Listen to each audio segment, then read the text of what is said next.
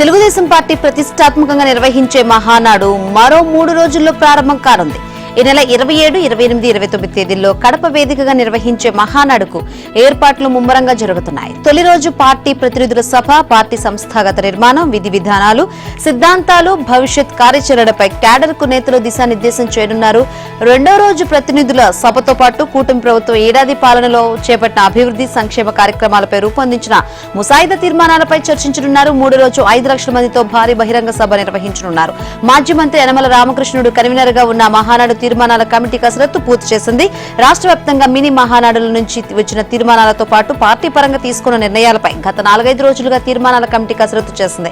ఎప్పటికప్పుడు చర్చల వివరాలను పార్టీ జాతీయ అధ్యక్షుడు చంద్రబాబుకు తెలియజేశారు. సుమారు 16 తీర్మానాలను మహానాడులో పెట్టాలని ప్రాథమికంగా నిర్ణయించారు. వీటి సంఖ్య పెరిగే అవకాశం ఉంది. అయితే మహానాడు తీర్మానాలపై చర్చలు తుదిదశకు వచ్చాయని తీర్మానాల కమిటీలో సభ్యుడు మాజీ మంత్రి నక్క ఆనందబాబు తెలిపారు. తీర్మానాలపై చంద్రబాబు, పార్టీ జాతీయ ప్రధాన కార్యదర్శి లోకేష్ ఇప్పటికే పలు దఫాలుగా చర్చించారన్నారు. ఇవాళ మరోసారి చంద్రబాబు దృష్టికి తీసుకువెళ్లి తీర్మానాలపై తుది నిర్ణయం తీసుకుంటామని తెలిపారు. ఏపీ నుంచి 13 లేదా 14 ముసాయిదా తీర్మానాలు ఉంటాయని, తెలంగాణ నుంచి 5 తీర్మానాల వరకు ఉంటాయని, ఉమ్మడిగా 4 తీర్మానాలు ఉంటాయని వివరించారు. ఏపీ రాజధానిగా అమరావతిని ప్రకటిస్తూ నోటిఫై చేసేందుకు రాష్ట్ర విభజన చట్టాన్ని సవరించాలని కేంద్ర హోంమంత్రి అమిత్ షాను కోరినట్లు ముఖ్యమంత్రి చంద్రబాబు వెల్లడించారు. 3 ఏళ్లలో అమరావతి నిర్మాణం కొలిక్కి వస్తుందన్నారు. రాజధాని అభివృద్ధి నిరంతర ప్రక్రియగా పేర్కొన్నారు. పోలవరం ప్రాజెక్టును యుద్ధ ప్రాతిపదికన నిర్మిస్తున్నామని, 2027 మార్చిలోపే పూర్తి చేస్తామని ఆయన చెప్పారు. నాణ్యత, వేగం విషయంలో ఎలాంటి రాజీ పడబోమన్నారు. ఇక విభజన చట్టంలో 10 ఏళ్లు హైదరాబాద్ ఉమ్మడి రాజధానిగా కొనసాగుతుందని పేర్కొన్నారని, ఇప్పుడు ఆ గడువు పూర్తయి అమరావతి రాజధానిగా ఏర్పడినందున ఆ విషయాన్ని పేర్కొంటూ చట్టాన్ని సవరించి నోటిఫై చేయాల్సి ఉంటుందని అమిత్ షాకు వివరించానని తెలిపారు. వచ్చే పార్లమెంట్ సమావేశాల్లోనే చట్టాన్ని సవరించే అవకాశాలున్నాయని చెప్పారు. హోంమంత్రితో కలిసి శాంతి భద్రతల పరిస్థితిని సమీక్షించానన్నారు. జగన్ మద్య కుంభకోణంపై కూడా యథాప్రకారం చర్చించారని ఒక ప్రశ్నకు సమాధానంగా తెలిపారు. మద్యం స్కామ్ లో అమాయకులను అరెస్ట్ చేశారని జగన్ అంటున్నారని ప్రస్తావించగా, దర్యాప్తు సాగుతుందని, నేరస్తుల నిర్ధారణ జరుగుతుందని చెప్పారు. కొత్తగా ఆమోదించిన క్రిమినల్ లా చట్టాల గురించి అమిత్ షాతో చర్చించారన్నారు. రాజధానికి అంత భూమి ఎందుకని జగన్ అడిగిన ప్రశ్నకు చంద్రబాబు స్పందించారు. ఆయనకు వచ్చిన నష్టమేమిటని నిలదీశారు. జగన్ హయాంలో రాష్ట్రంలో తీవ్ర విధ్వంసం జరిగిందని, మరమ్మతుల చేయలేనంతగా నష్టం చేశారని, అభివృద్ధి పూర్తిగా పట్టాలు తప్పిందని చంద్రబాబు చెప్పారు. ఆర్థికంగా వెసులుబాటు లేకుండా చేశారని, 1,20,000 కోట్ల బిల్లులు బకాయిలు పెట్టిపోయారని, 9.94 లక్షల కోట్ల అప్పులు చేశారని ధ్వజమెత్తారు. చరిత్రలో ఎన్నడూ లేని విధ్వంసాన్ని చేసినందుకు జగన్ ప్రజలు శిక్షించారన్నారు. ఆర్థిక వ్యవస్థను పట్టాలపైకి తెచ్చి పునర్నిర్మాణం చేయడం తప్ప వేరే మార్గం లేదని చంద్రబాబు స్పష్టం చేశారు. మెగా డిఎస్సీ నిర్వహణకు మార్గం సుగమమైంది. షెడ్యూల్ ప్రకారమే పరీక్ష జరగనుంది. దీనిపై సుప్రీంకోర్టు స్పష్టతనిచ్చింది. డిఎస్సీని వాయిదా వేయాలని కోరుతూ కొందరు అభ్యర్థులు రిట్ పిటిషన్ వేశారు. ప్రతి ఏటా 2 సార్లు నిర్వహించాల్సిన టెట్ ను గత ఏడాది అక్టోబర్లో నిర్వహించారని అభ్యర్థులు పేర్కొన్నారు. 6 నెలల వ్యవధిలో మరోసారి ఉపాధ్యాయ అర్హత పరీక్ష నిర్వహించాలని, కానీ రాష్ట్ర ప్రభుత్వం టెట్ పెట్టకుండానే డిఎస్సీ షెడ్యూల్ ఇచ్చిందని తెలిపారు. ఏపీలో 2017లో ఉపాధ్యాయుల నియామకం జరిగిందని, మళ్లీ ఎప్పుడు జరుగుతుందో తెలియదని, దీనివల్ల లక్షలాది మంది నష్టపోయే ప్రమాదం ఉందని పిటిషన్లో పేర్కొన్నారు. ఇది justice Dipankar Datta, justice K Vinod Chandran ధర్మాసనం ఎదుట విచారణకు వచ్చింది. డిఎస్సీ ఎంతో మంది విద్యార్థుల భవిష్యత్తుకు సంబంధించిన అంశమని ధర్మాసనం అభిప్రాయపడింది. పరీక్ష వాయిదాకు లేవనెత్తిన అంశాలు సరైన కారణాలు లేవని పేర్కొంటూ పిటిషన్ను కొట్టివేసినట్లు తెలిపింది. ఇలాంటి అంశాలపై హైకోర్టులోని పిటిషన్లు దాఖలు చేసుకోవాలని సూచించింది. 16,347 పోస్టుల భర్తీకి ఏప్రిల్ 20న ప్రభుత్వం డిఎస్సీ నోటిఫికేషన్ విడుదల చేసింది. జూన్ 6 నుంచి పరీక్షలు జరగనున్నాయి. జగన్ ప్రభుత్వంలో ఇసుక దోపిడీకి పాల్పడ్డ ఇసుకాసురుల పని పట్టేందుకు కూటమి ప్రభుత్వం ప్రత్యేక దర్యాప్తు బృందాన్ని ఏర్పాటు చేసింది. 14 మందితో కూడిన ఈ సిట్ కు రాయలసీమ జాయింట్ డైరెక్టర్ రాజశేఖర్ రావు నేతృత్వం వహిస్తారని తెలిపింది. రాయలసీమ, ఉత్తరాంధ్ర, కోస్తా ఇలా 3 జోన్లుగా విభజించి ఎన్ని ఇసుక రీచ్లు ఉన్నాయి, వాటిలో ఎక్కడెక్కడ ఎవరెవరు ఇసుక తవ్వారు, కాంట్రాక్ట్ కంపెనీయా లేదా స్థానిక వైసీపీ నాయకుల అనే దానితో పాటు ఇందుకు సహకరించిన మైనింగ్ అధికారులు, చోద్యం చూసిన సెబ్ అధికారులు, తవ్విన ప్రొక్లైనర్స్, ఇసుక తీసుకువెళ్లిన లారీలు చేరిన గమ్యం, ఇలా ప్రతి విషయాన్ని విశ్లేషించుకొని పూర్తి స్థాయిలో ఉచ్చు బిగించేందుకు ఏసీబీ సిట్ నడుం బిగించింది. మద్యం కుంభకోణంలో కీలక నిందితుడు రాజ్ కసిరెడ్డికి సుప్రీంకోర్టులో చొక్కెదిరింది. రాజ్ కసిరెడ్డితో పాటు ఆయన తండ్రి దాఖలు చేసిన పిటిషన్లను కొట్టివేసింది. జ్యుడిషియల్ కస్టడీలో ఉన్నందున బెయిల్ కోసం సంబంధిత కోర్టుని ఆశ్రయించాలని సుప్రీంకోర్టు సూచించింది. మద్యం కుంభకోణం కేసులో సిఐడి ఆర్పిసి 160 ప్రకారం తనకు నోటీసులు జారీ చేసిందని, హైదరాబాద్ లో ఉంటున్న తనకు నోటీసులు జారీ చేసే అధికారం ఏపీ సిఐడికి లేదంటూ ఏప్రిల్ 10న రాజ్ కసిరెడ్డి సుప్రీంకోర్టులో పిటిషన్ దాఖలు చేశారు. ఇక తన కుమారుడు రాజ్ కసిరెడ్డి అరెస్టు అక్రమమని, తన కుమారుడికి జ్యుడిషియల్ రిమాండ్ విధిస్తూ ఏసీబీ కోర్టు ఇచ్చిన ఉత్తర్వులను చట్టవిరుద్ధంగా ప్రకటించాలని కోరుతూ ఆయన తండ్రి ఉపేందర్ రెడ్డి హైకోర్టులో హ్యాబియస్ కార్పస్ పిటిషన్ దాఖలు చేయగా ఏసీబీ కోర్టు ఉత్తర్వుల జోక్యానికి న్యాయస్థానం నిరాకరించింది. హైకోర్టు తీర్పును మే 9న ఉపేందర్ రెడ్డి సుప్రీంకోర్టులో సవాల్ చేశారు. ఆ రెండు పిటిషన్లపై సుదీర్ఘ వాదనల తర్వాత గత సోమవారం సుప్రీంకోర్టు తీర్పును రిజర్వ్ చేసింది. నిన్న జస్టిస్ జేబీ పార్దివాలా నేతృత్వంలో జస్టిస్ మహదేవన్లతో కూడిన ద్విసభ్య ధర్మాసనం తుది తీర్పు వెలువరించింది. గుర్తులేదు, తెలీదు, మర్చిపోయాను. నకిలీ ఇళ్ల పట్టాల కేసు విచారణలో మాజీ ఎమ్మెల్యే వల్లభనేని వంశీ పోలీసుల విచారణలో చెప్పిన సమాధానాలు ఇవి. కృష్ణా జిల్లా గన్నవరం నియోజకవర్గం బాపులవాడు మండలంలో 2019 ఎన్నికల సమయంలో పంపిణీ చేసిన నకిలీ ఇళ్ల పట్టాల కేసులో వంశీని నిన్న పోలీసులు కస్టడీలోకి తీసుకున్నారు. విజయవాడలోని జిల్లా జైలు నుంచి కస్టడీలోకి తీసుకుని ముందుగా ప్రభుత్వ ఆసుపత్రిలో వైద్య పరీక్షలు చేయించారు. అనంతరం అక్కడి నుంచి కంకిపాడు పోలీస్ స్టేషన్ కు తరలించి విచారించారు. మొదటి రోజున అధికారులు మొత్తం 20 ప్రశ్నలను సంధించారు. వాటిలో కొన్నిటికి మాత్రమే వంశీ సమాధానం చెప్పారు, కొన్నిటికి సమాధానాలు చెప్పలేదు. బాపులపాడు మండలంలో ఇళ్ల పట్టాల పంపిణీ చేశారా, మీ అనుచర నాయకులు ఎవరు అని అధికారులు ప్రశ్నించగా గుర్తులేదు, మర్చిపోయాను అని జవాబులు ఇచ్చినట్లు తెలిసిందే. ఈ పట్టాలను గన్నవరంలో ఉన్న వంశీ కార్యాలయంలోనే ముద్రించారని వివిధ కేసుల విచారణలో ప్రాసిక్యూషన్ తరపు న్యాయవాదులు కోర్టుకు తెలిపారు. అయితే అసలు నకిలీ పట్టాలంటే ఏమిటో తెలియనట్లుగా వంశీ వ్యవహరించారు. ఎక్కడ ముద్రించారో తనకు తెలియదని సమాధానం చెప్పారు. 2019లో ఏ పార్టీ తరపున పోటీ చేశారని దర్యాప్తు అధికారులు ప్రశ్నించారు. ఆ ఏడాది ఎన్నికల్లో టీడీపీ తరపున ఆయన పోటీ చేసి గెలిచారు. ఈ ప్రశ్నకు కూడా సమాధానం చెప్పకుండా దాటవేశారు. కాగా ఇవాళ్టితో వంశీ పోలీస్ కస్టడీ ముగుస్తోంది. వైసీపీ సోషల్ మీడియా మాజీ కన్వీనర్ సజ్జల భార్గవరెడ్డిపై సుప్రీంకోర్టు ఆగ్రహం వ్యక్తం చేసింది. సామాజిక మాధ్యమం వేదికగా ఆయన పెట్టిన పోస్టులపై తీవ్ర అభ్యంతరం తెలిపింది. అవి శృతిమించాయని, భరించరాని స్థాయికి వెళ్లాయని స్పష్టం చేసింది. ఏ ఉద్దేశంతో ఆ పోస్టులు పెట్టారో అర్థం చేసుకోలేమా అని నిలదీసింది. ముందస్తు బెయిల్ ఇచ్చేందుకు నిరాకరించింది.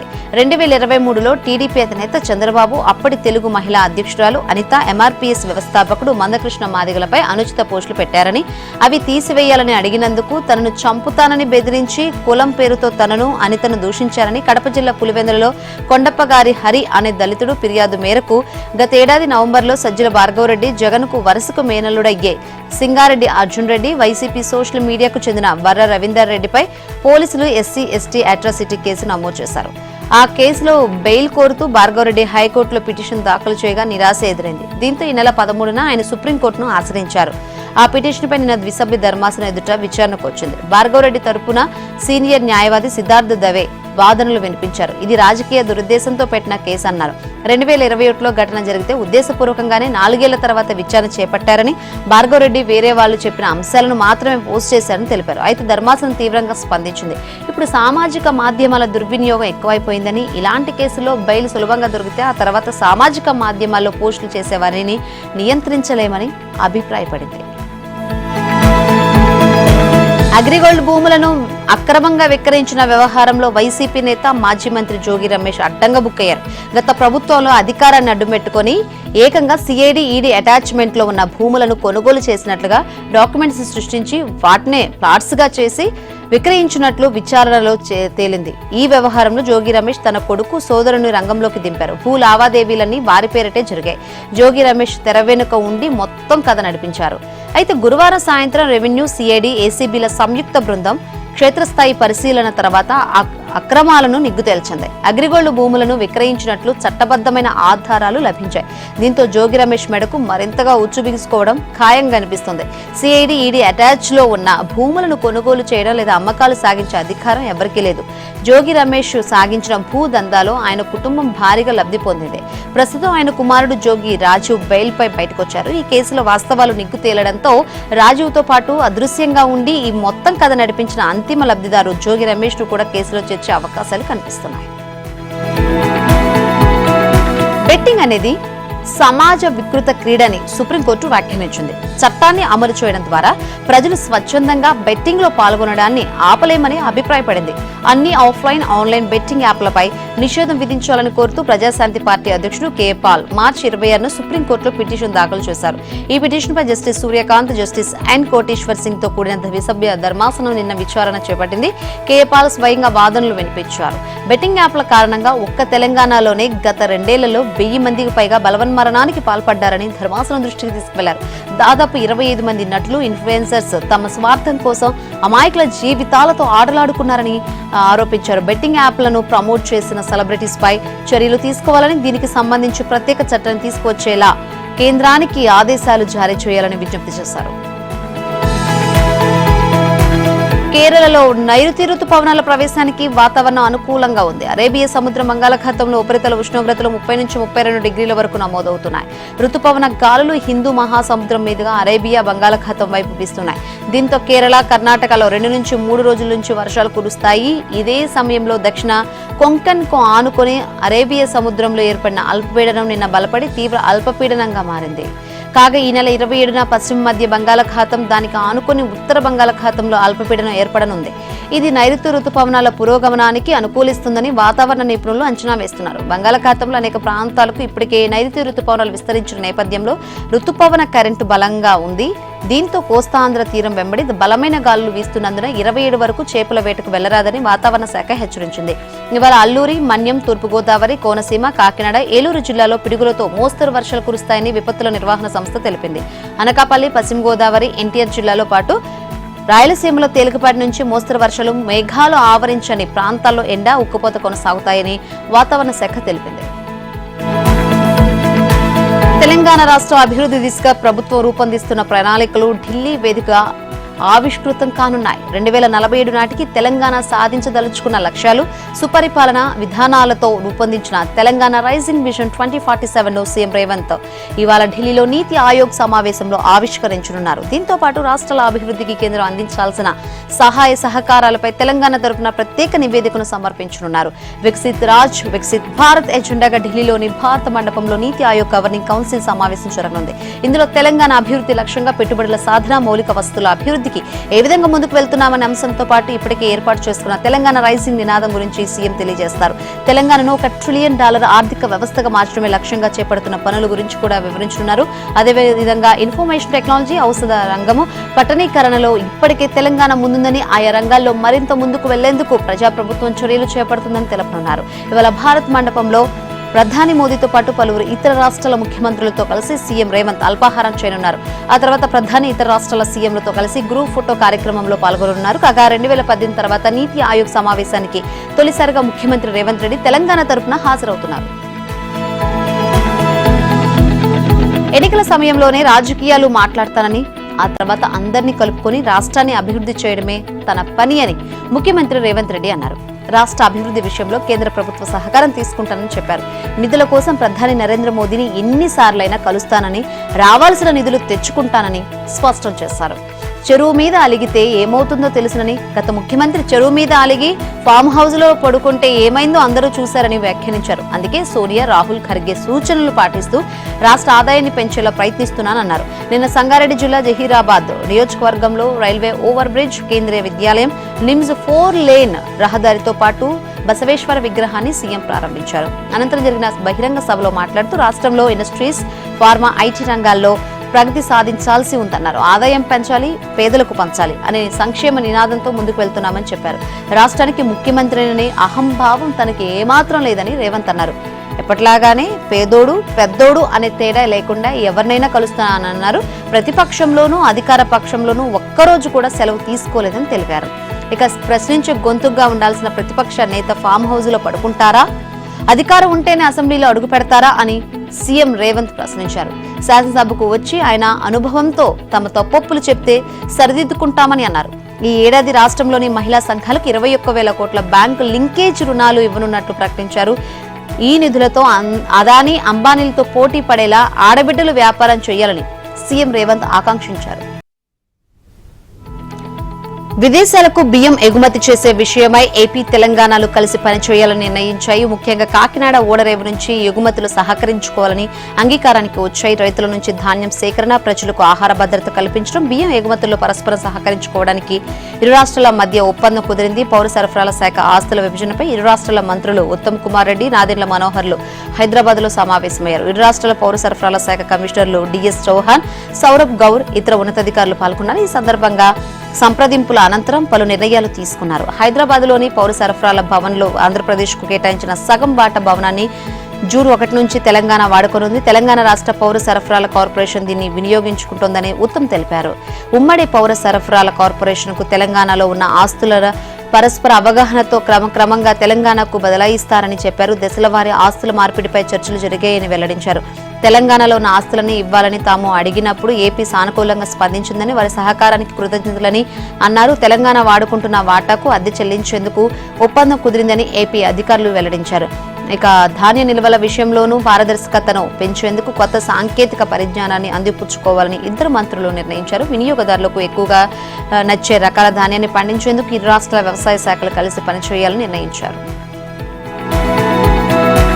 కులగణనలో దేశానికి తెలంగాణ రోల్ మోడల్ గా నిలిచిందని టీపీసీసీ అధ్యక్షుడు మహేష్ కుమార్ గౌడ్ వ్యాఖ్యానించారు. అగ్రనేత రాహుల్ గాంధీ ఆశయాలకు అనుగుణంగా కులగణన సర్వే నిర్వహించామని చెప్పారు. నిన్న ఢిల్లీలోని కాంగ్రెస్ జాతీయ ప్రధాన కార్యాలయంలో రాహుల్ నేతృత్వంలో ఏఐసీసీ కీలక సమావేశం నిర్వహించింది. ఈ సందర్భంగా కులగణనపై Mahesh Goud power point presentation ఇచ్చారు. సుమారు 2 గంటల పాటు కులగణన జరిపిన తీరును వివరించారు. అసెంబ్లీలో 42% బీసీ రిజర్వేషన్ బిల్లుకు ఆమోదం తెలిపిన తర్వాత పార్లమెంటుకు పంపామని మహేష్ గౌడ్ చెప్పారు. భారత్ జోడో యాత్రలో రాహుల్ కులగణన హామీ ఇవ్వడంతో బీసీలు కాంగ్రెస్ వైపు మొగ్గు చూపారన్నారు. ఇచ్చిన మాటకు కట్టుబడి కాంగ్రెస్ అధికారంలోకి రాగానే బీసీ కులగణనపై అన్ని రకాల చర్యలు తీసుకున్నట్లు వెల్లడించారు. ఈ ప్రక్రియలో సీఎం రేవంత్ రెడ్డి, ఉప ముఖ్యమంత్రి బట్టి విక్రమార్క సహా మంత్రివర్గమంతా ప్రత్యేక శ్రద్ధ తీసుకుని వేగంగా ప్రత్యేక కార్యాచరణను చేపట్టిందని తెలిపారు. దేశంలోని తొలిసారి కాంగ్రెస్ హయాంలోనే తెలంగాణలో కులగణన జరగడం గర్వంగా ఉందని చెప్పారు. పవర్ పాయింట్ ప్రజెంటేషన్ తర్వాత రాహుల్ తో మహేష్ గౌడ్ ప్రత్యేకంగా భేటీ అయినట్లు తెలిసింది. రాష్ట్రంలోని రాజకీయ పరిస్థితులపై వారు చర్చించినట్లు సమాచారం. కేసీఆర్ దేవుడు, కానీ ఆయన చుట్టూ కొన్ని దయ్యాలు ఉన్నాయి. వాళ్ల వల్ల చాలా నష్టం జరుగుతుందని ఎమ్మెల్సీ కవిత వ్యాఖ్యానించారు. కుట్రలు చేస్తున్న ఆ దయ్యాలే తన తండ్రికి తాను రాసిన లేఖను లీక్ చేశాయని, పార్టీలో తనపై అంతర్గతంగా కుట్రలు జరుగుతున్నాయని ఆమె ఆరోపించారు.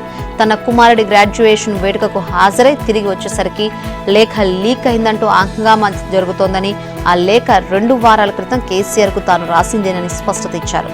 గతంలో కూడా కేసీఆర్ కు తన అభిప్రాయాలను ఇలా లేఖ ద్వారా చెప్పానని ఆమె పేర్కొన్నారు.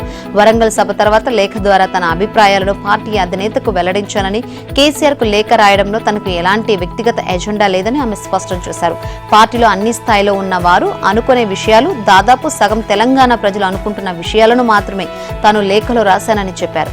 తాను కేసీఆర్ కు లేఖలు రాయడం కొత్తేమి కాదని, ఆయనకు తరచుగా సమాచారం ఇస్తానని తెలిపారు. తాను లేఖ ద్వారా వ్యక్తపరిచిన అభిప్రాయాల్లో ప్రత్యేకత ఏమీ లేదని ఆమె తేల్చి చెప్పారు. కానీ ఈసారి తాను రాసిన లేఖ బయటకు రావడం బాధాకరమన్నారు. తనకు వ్యక్తిగతంగా ఎవరిపైనా ద్వేషం గాని ప్రేమ గాని లేవని ఆమె పేర్కొన్నారు. బీఆర్ఎస్ రజతోత్సవ సభపై ఆ పార్టీ అధినేత కేసీఆర్ కు ఆయన కుమార్తె రాసిన లేఖ ఒక డ్రామా మాత్రమేనని కేంద్ర మంత్రి కిషన్ రెడ్డి వ్యాఖ్యానించారు. డాడీ డాటర్ లేఖ ఓ డ్రామా మాత్రమే అని వ్యాఖ్యానించిన ఆయన అసలు ఆమె ఆ లేఖ ఎందుకు రాసిందో తనకైతే అర్థం కాలేదని, అందులో కంటెంట్ లేదని పేర్కొన్నారు. ఒకప్పుడు ఉద్యమాలకు, ఆత్మగౌరవానికి ప్రతీకగా నిలిచిన తెలంగాణ ఇప్పుడు డ్రామాలకు కేరాఫ్ గా మారిందని కేంద్ర హోంశాఖ సహాయ మంత్రి బండి సంజయ్ వ్యాఖ్యానించారు. ఢిల్లీలో మద్యం కంపు పుట్టించిన లిక్కర్ క్వీన్ వాళ్ళ నాన్నకు రాసిన లేఖ ఇప్పుడు ఓటీటీ డ్రామాను తలపిస్తుందని ఆయన ఎద్దేవా చేశారు. ఇక బీఆర్ఎస్ ఎమ్మెల్సీ కవిత తన తండ్రికి రాసినట్లుగా ప్రచారం జరుగుతున్న లేఖ కాంగ్రెస్ కుట్రేమోనని బీజేపీ ఎంపీ డీకే అరుణ వ్యాఖ్యానించారు. తెలంగాణ రాష్ట్ర రాజకీయాల్లో బీఆర్ఎస్ ఎమ్మెల్సీ కవిత మరో షర్మిల కాబోతున్నట్లుగా కనిపిస్తుందని బీజేపీ ఎంపీ రఘునందన్ రావు వ్యాఖ్యానించారు. షర్మిలలాగా కాంగ్రెస్ పార్టీ అధ్యక్షురాలవుతారని, లేదా ఆమె పార్టీతో కాంగ్రెస్ పొత్తు పెట్టుకుంటుందని ఆయన పేర్కొన్నారు. మరోవైపు కేసీఆర్ కు కవిత లేఖ అంతా ఒక డ్రామా అంటూ మంత్రి కోమటిరెడ్డి వెంకటరెడ్డి కొట్టిపారేశారు. కేసీఆర్ దేవుడైతే దయ్యం ఎవరంటూ బీఆర్ఎస్ ఎమ్మెల్సీ కవితను ప్రభుత్వ విప్ ఆది శ్రీనివాస్ ప్రశ్నించారు. ఆమెకు 11 ప్రశ్నలు సంధిస్తూ ఒక ప్రకటన విడుదల చేశారు. సీఎం రేవంత్, ఎమ్మెల్సీ కవిత మంచి స్నేహితులని బీజేపీ ఎంపీ ధర్మపురి అరవింద్ అన్నారు. సీఎంగా టీపీసీసీ అధ్యక్షుడిగా ఉన్నప్పుడు రేవంత్ ఎప్పుడు కూడా కవితను విమర్శించలేదని చెప్పారు. కేసీఆర్ తన పిల్లలను రాజకీయాల్లోకి తీసుకురావడం వల్లనే బీఆర్ఎస్ కి ఈ దుస్థితి ఏర్పడిందన్నారు. న్యాయంగా మాట్లాడితే కేసీఆర్ తర్వాతి స్థానం హరీష్ దే అని చెప్పారు. కేసీఆర్ తెలివైన నేత అని, ఆయనకు రాజకీయాలు తెలుసునని, ఒకరి గురించి ఎక్కువగా మాట్లాడటం వల్ల వారికి అనవసరంగా ప్రాధాన్యత ఇచ్చినట్లు అవుతుందని, ఈ విషయం కవితకు తెలియదని అన్నారు. బీజేపీకి ప్రాధాన్యత పెరుగుతుందని గుర్తించే బీఆర్ఎస్ ప్లేనరీలో కేసీఆర్ తమ పార్టీ గురించి ఎక్కువగా మాట్లాడలేదని పేర్కొన్నారు. కేసీఆర్ అందరినీ కలుపుకుపోయే నాయకుడని, ఆయన 13 ఏళ్ల పోరాటం వల్లనే తెలంగాణ వచ్చిందని చెప్పారు. ఆంధ్ర వాళ్లను తట్టుకొని రాష్ట్రాన్ని సాధించడం ఆయనకే సాధ్యమైందని, లేదంటే ప్రత్యేక రాష్ట్రం వచ్చేది కాదన్నారు. తామెంత విమర్శించినా ఈ విషయంలో ఆయనదే ఘనత అని పేర్కొన్నారు. ప్రపంచ సుందరి పోటీదారులు తెలంగాణపై ప్రశంసలు కురిపించారు. మన సంస్కృతి సంప్రదాయాలను కొనియాడారు. బ్యూటీ విత్ పర్పస్ భావన ఇక్కడి ప్రజల జీవన శైలిలో కనిపించిందని తెలిపారు. హైదరాబాద్ నగర వీధుల్లో మహిళలు రాత్రి వేళల్లో సైతం భయపడకుండా స్వేచ్ఛగా తిరగలగడం ఆశ్చర్యాన్ని కలిగించిందని చెప్పారు. ఇది ఒక సురక్షిత నగరానికి ప్రతీకగా అభివర్ణించారు. రాష్ట్ర అభివృద్ధి, మహిళల సాధికారత, భద్రతకు సంబంధించి అందాల భామలు చేసిన వ్యాఖ్యలు ప్రపంచ దృష్టిని ఆకర్షించాయి.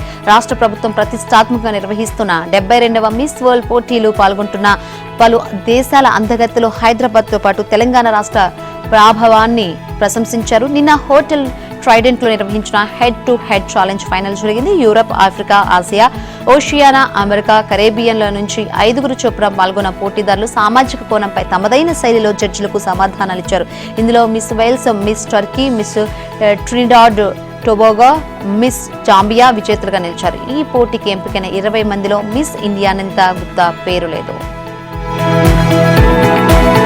ప్రపంచాన్ని వణికించిన కరోనా వైరస్ మళ్లీ విజృంభిస్తుందనే వార్తల నేపథ్యంలో తెలంగాణలో కోవిడ్ కలకలం రేగింది. రాష్ట్రంలో తొలి కోవిడ్ కేసు నమోదైంది. హైదరాబాద్ కు చెందిన శ్వాసకోశ వ్యాధుల వైద్యుడికి కరోనా పాజిటివ్ అని తేలింది. దీంతో వైద్య ఆరోగ్య శాఖ అప్రమత్తమైంది.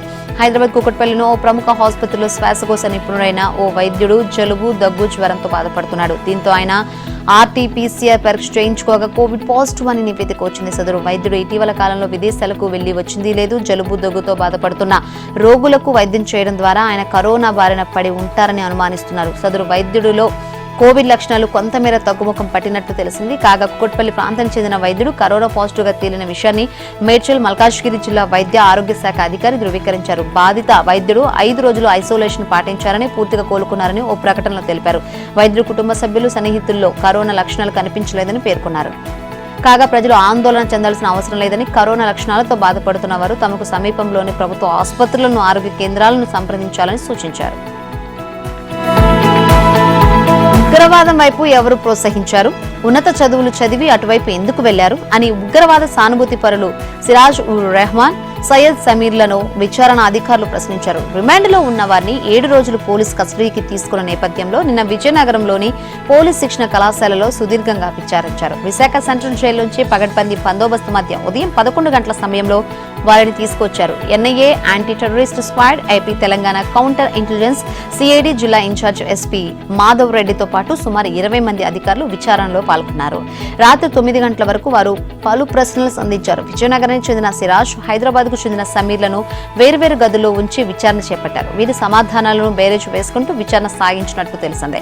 విద్యాభ్యాసం నుంచి ఉగ్రవాదానికి సానుభూతి పరులుగా మారే వరకు జరిగిన పరిణామాలను అడిగి తెలుసుకున్నారు. ముఖ్యంగా తొలి రోజు సిరాజ్ పైన అధికారులు దృష్టి పెట్టారు. సోషల్ మీడియాలో సిరాజ్ క్రియేట్ చేసిన అహిం గ్రూప్ లో కార్యకలాపాలపై గుచ్చుగుచ్చు ప్రశ్నించారని తెలిసింది. విచారణ సమయంలో సిరాజ్ ముఖంలో ఏమాత్రం పశ్చాత్తాపం కనిపించలేదని సమాచారం. సీన్ రీకన్స్ట్రక్షన్ లో భాగంగా సిరాజ్ నివాసం, పేలుడు పదార్థాలు కొనుగోలు చేసిన ప్రాంతాలను విచారణ అధికారులు త్వరలో పరిశీలిస్తారని తెలిసింది. రాబోయే 2 రోజుల్లో నైరుతి రుతుపవనాలు కేరళ భూభాగంలోకి ప్రవేశించేందుకు అనుకూల పరిస్థితులు ఏర్పడుతున్నట్లు హైదరాబాద్ వాతావరణ కేంద్రం తెలిపింది. తూర్పు మధ్య అరేబియా సముద్రంలో ఏర్పడిన అల్పపీడనం రాగల 24 గంటల్లో వాయుగుండంగా బలపడే అవకాశం ఉందని పేర్కొంది. అలాగే ఈ నెల 27 నాటికి పశ్చిమ మధ్య ఉత్తర బంగాళాఖాతంలో మరో అల్పపీడనం ఏర్పడే అవకాశం ఉందని తెలిపింది. ఈ మరో పక్క తెలంగాణలో ఈ నెల 27 వరకు భారీ వర్షాలు కురిసే అవకాశం ఉంది. ఇందుకు సంబంధించిన వాతావరణ శాఖ ఎల్లో అలర్ట్ జారీ చేసింది. రంగారెడ్డి, హైదరాబాద్, మేడ్చల్, మల్కాజ్గిరి, వికారాబాద్, సంగారెడ్డి, మహబూబ్ నగర్, నాగర్ కర్నూలు జిల్లాలో అక్కడక్కడ భారీ వర్షాలు కురిసే అవకాశం ఉందని తెలిపింది. కాంగ్రెస్ అధికార పత్రిక నేషనల్ హెరాల్డ్ కోసం ఆ పార్టీ నేతల నుంచి విరాళాలు సేకరించిన వ్యవహారం మరోసారి కలకలం రేపింది. రేవంత్ రెడ్డి, అహ్మద్ పటేల్, పవన్ బన్సల్ లాంటి ముఖ్యమైన నేతలు పార్టీ టికెట్స్, పదవులు ఇస్తామని ఆశ చూపి కాంగ్రెస్ నేతల దగ్గర నుంచి విరాళాలు సేకరించారని, ఇది క్విడ్ ప్రోకో కిందకు వస్తుందంటూ గత నెల ఎన్ఫోర్స్మెంట్ డైరెక్టరేట్ ఢిల్లీ కోర్టులో దాఖలు చేసిన ఛార్జ్షీట్ తాజాగా వెలుగులోకి రావడంతో రాజకీయ దుమారం రాజుకుంది. నిజానికి 2022లోనే తెలంగాణకు చెందిన పలువురు నేతలను ఈడీ విరాళాల వ్యవహారంలో ప్రశ్నించింది. తాజాగా వెలుగులోకి వచ్చిన ఛార్జ్షీట్లో రేవంత్ రెడ్డి సూచన మేరకే రాష్ట్ర నాయకులు 80 లక్షలు విరాళంగా ఇచ్చారని పేర్కొంది. బయట వ్యక్తులను కూడా విరాళాలు ఇవ్వాలని రేవంత్ రెడ్డి కోరారని తెలిపింది. డీకే శివకుమార్ స్వయంగా 25 లక్షలు విరాళం ఇచ్చారని, ఆయనకు సంబంధించిన ట్రస్ట్ నుంచి 2 కోట్లు ఇప్పించారని పేర్కొంది. యంగ్ ఇండియా కార్యకలాపాలు ఏమిటో తనకు తెలియదని, పార్టీ కోశాధికారి పవన్ బన్సల్ కోరితే విరాళం ఇచ్చానని శివకుమార్ చెప్పారని వెల్లడించింది. ఈ కేసులో ఈడీ కాంగ్రెస్ ముఖ్య నేతలు సోనియా గాంధీ, రాహుల్ గాంధీలను ప్రధాన నిందితులుగా పేర్కొంది. అభియోగ పత్రాల్లో రేవంత్ రెడ్డి, పవన్ బన్సల్, అహ్మద్ పటేళ్ల పేర్లను ప్రస్తావించినా వారిని నిందితులుగా పేర్కొనలేదు. ఈ కేసు విచారణ బుధవారం రౌస్ ఎవెన్యూ కోర్టులో జరగడంతో ఛార్జ్షీట్ వెలుగులోకి వచ్చింది. పహల్గామ్ ఉగ్రదాడి ఆపరేషన్ సింధూర్ నేపథ్యంలో పాకిస్తాన్పై యావత్ భారతీయులు తీవ్ర ఆగ్రహంతో ఉన్నారు. ఉగ్రవాదాన్ని ప్రోత్సహిస్తోన్న ఆ దేశాన్ని అంతర్జాతీయ సమాజంలో ఏకాకిని చేయాలన్న డిమాండ్లు వినిపించాయి. ఇదే సమయంలో నిట్టింట మరో చర్చ మొదలైంది. మైసూర్ పాక్ పేరును మార్చాలని కొందరు సోషల్ మీడియాలో ప్రతిపాదనలు చేశారు. కొందరైతే మరో అడుగు ముందుకేసి దీనిపై మీమ్స్ కూడా చేశారు. ఈ డిమాండ్ ఓ వ్యాపారికి బాగా నచ్చేసింది. అందుకే తమ దుకాణంలో విక్రయించే స్వీట్స్ లో పాక్ పదాన్ని తీసేసి కొత్త పేర్లు పెట్టారు. మైసూర్ పాక్ ను మైసూర్ శ్రీగా మార్చేశారు. రాజస్థాన్ లోని జైపూర్ లో ఓ స్వీట్ షాప్ యజమాని తమ దుకాణంలోని స్వీట్స్ పేర్లు మార్పులు చేశారు. మైసూర్ పాక్ తో పాటు మోతీ పాక్, ఆమ్ పాక్, గోండ్ పాక్ పేర్లను మార్చి మైసూర్ శ్రీ, మోతీ శ్రీ, ఆమ్ శ్రీ, గోండ్ శ్రీ అని కొత్త పేర్లు పెట్టారు. స్వర్ణ భాషం పాక్, చాందీ భాషం పాక్ ను కూడా స్వర్ణశ్రీ, చాందీ శ్రీగా మార్చేశారు.